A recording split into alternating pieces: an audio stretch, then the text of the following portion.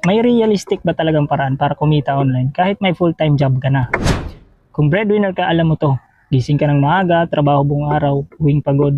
Pero pagdating ng bills, parang kulang pa rin. Ang problema, hindi dahil tamad ka. Kadalasan, pagod ka na nga, kaya wala ka na talagang oras para mag-experiment ng ibang pangkakabuhayan. Kaya maraming side hustle ang hindi nagtatagal. Hindi dahil walang potensyal, kundi dahil walang malinaw na sistema at expectations.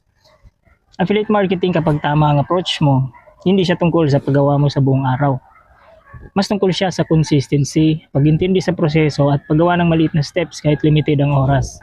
Hindi rin naman ito para sa lahat at okay lang yun. Ang mahalaga, alam mo kung fit ba siya sa lifestyle mo bago ka mag-invest ng oras at effort. Kung pagod ka na sa trial and error, baka oras na para intindihin mo muna bago ka sumabak. Kung gusto mong makita kung paano siya ginagawa ng mga may full-time job din, panoorin mo yung full video explanation.